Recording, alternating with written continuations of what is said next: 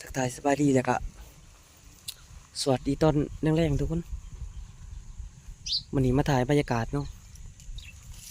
ตรงไห้ตรงหน้าให้เบิ่งทุกคนเบิ่ง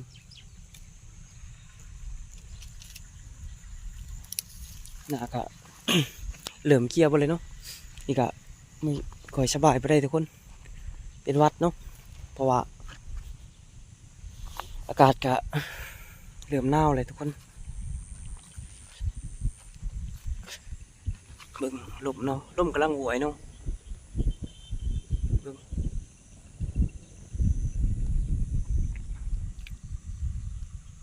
มืดตึบเลยทุกคนเลยบรรยากาศยังแรงๆเนาะ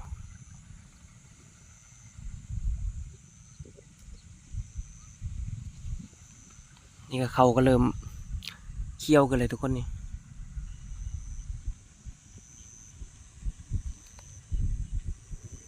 เบิ่งเนาะ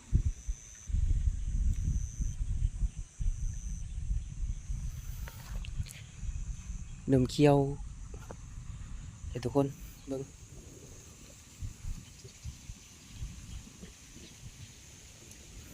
เว้นกำลังตกดินเนาะเบิ่งลมแห้งขนาดทุกคนเลย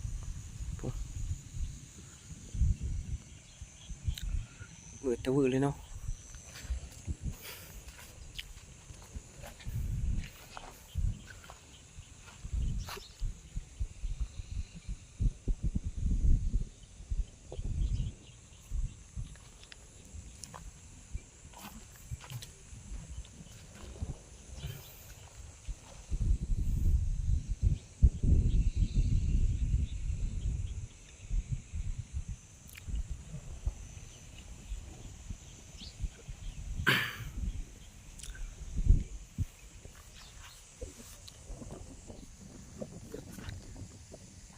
บรรยากาศยังแรงนะทุกคนบริไปใส่เนาะกำลังไข่เนี่ยเขาวัดทุกคนเป็นวัดเนาะได้กะรักษาสุขภาพนะทุกคนว่าลมแห้งกันนะเนาะหนาวขนาด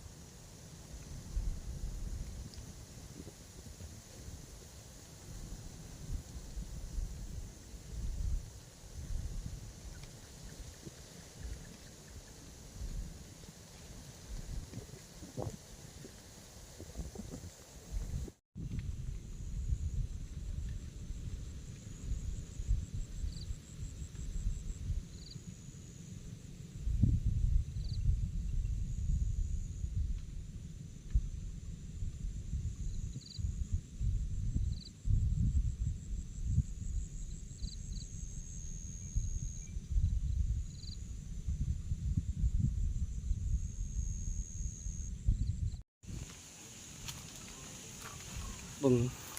บรรยากาศทุกคนไทยเบิ่งได้แค่บรรยากาศเนาะไปสำหรับคลิปนี้ก็ขอจบแต่เพียงเท่านี้เลยทุกคนยังไงก็รักษาสุขภาพเลยเนาะไปเราก็ติดตามกันทุกคน